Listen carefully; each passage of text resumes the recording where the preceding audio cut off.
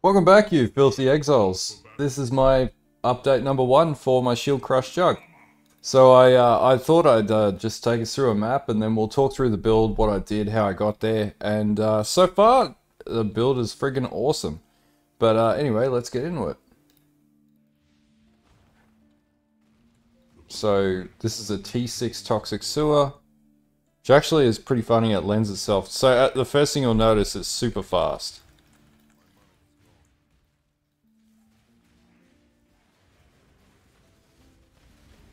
So overall damage is pretty damn respectable as well.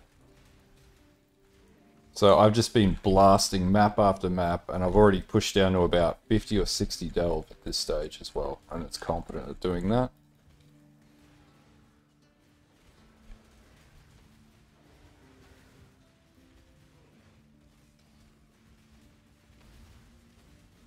As you can see, I don't have my last ascendancy for Unbreakable yet either, so it's still got more tankiness that it can go to. We'll skip past this because they're notoriously hard.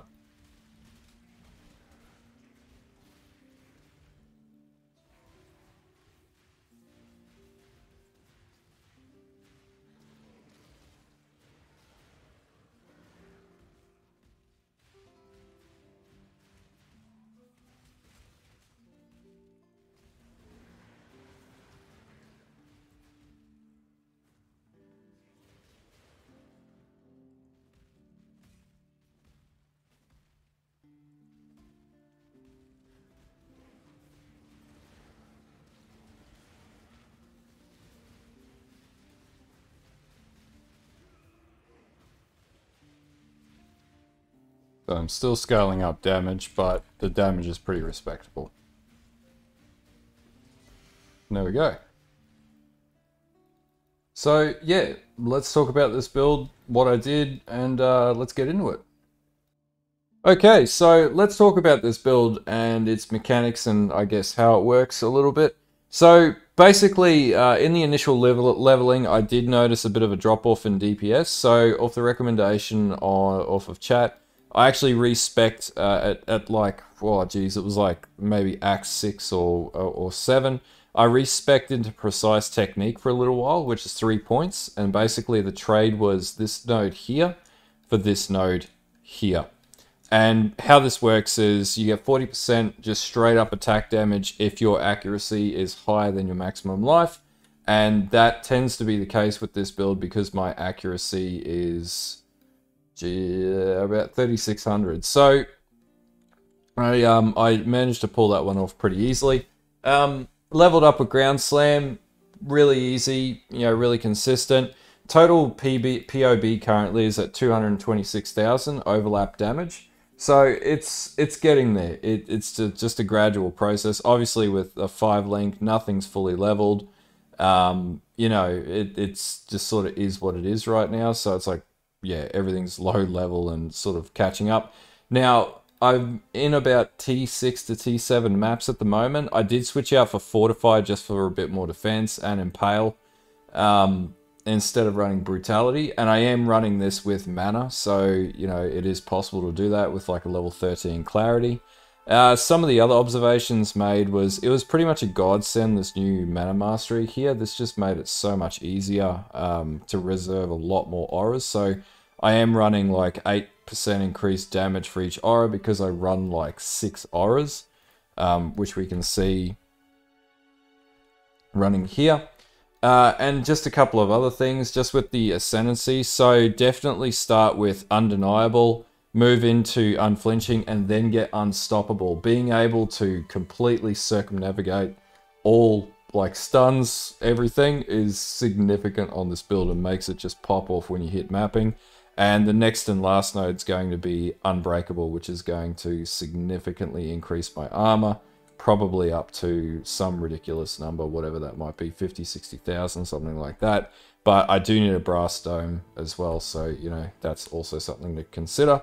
But anyway, let's talk about the gearing, and also, before we go on, actually, let's talk about the POB. So, there's no BS in here. Frenzy charges generate from Mark on Hit, or Mark for Death, and there's 10% chance to gain Frenzy charges when you hit a marked enemy, so this is bossing damage. That's how these generate.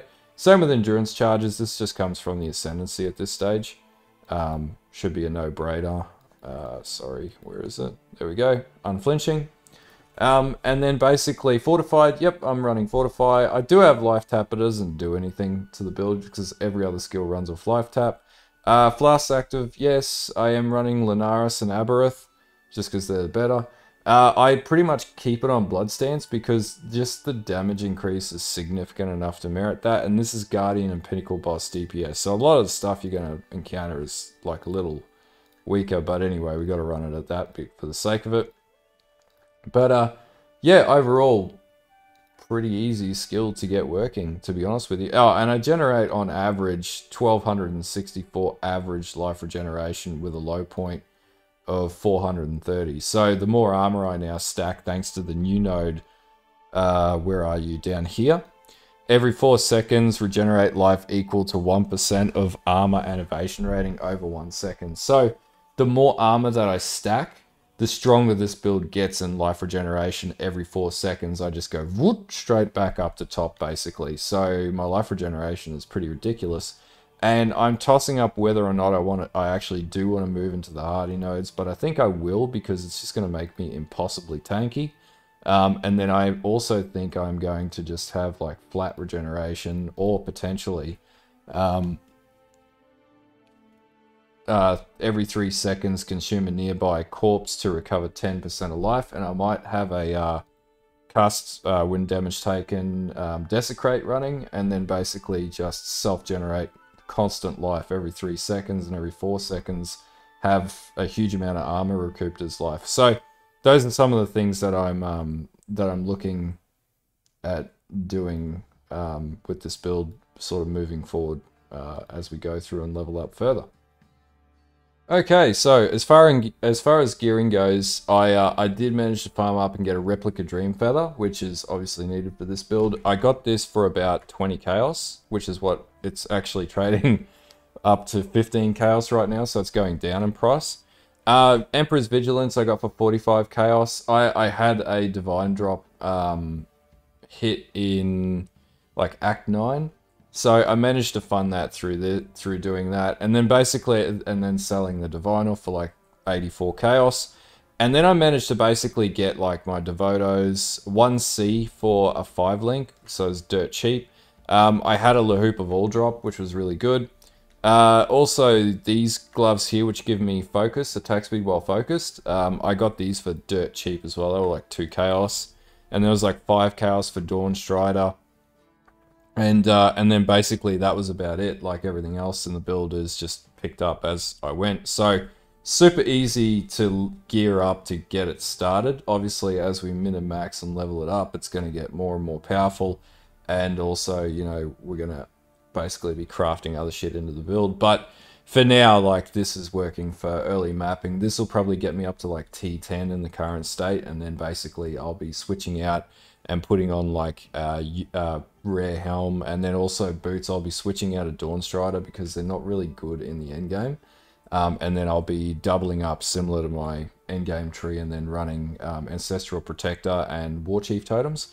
But overall, really easy sort of gearing setup. And once you get past the campaign, literally just hit maps, just farm maps. Like, that's all you got to do, and just pick up the chaos, pick up the drops, sell whatever you can, and or flip other currencies, and then just piece together what you need to get the stuff working. The other way to do it is just early delve. So I went down and started like pushing like small cities and delve. So I've already started delving with this, and it's pretty damn competent. Just smashes its way through delve without any issues.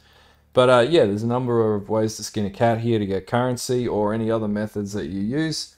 But yeah, it was super cheap. Like, there's nothing crazy. The next upgrades here will be a brass dome, probably a 5-link brass dome, and that's going to give me a huge increase to armor. And obviously, being an armor stacker, that's going to increase my armor quite significantly as well.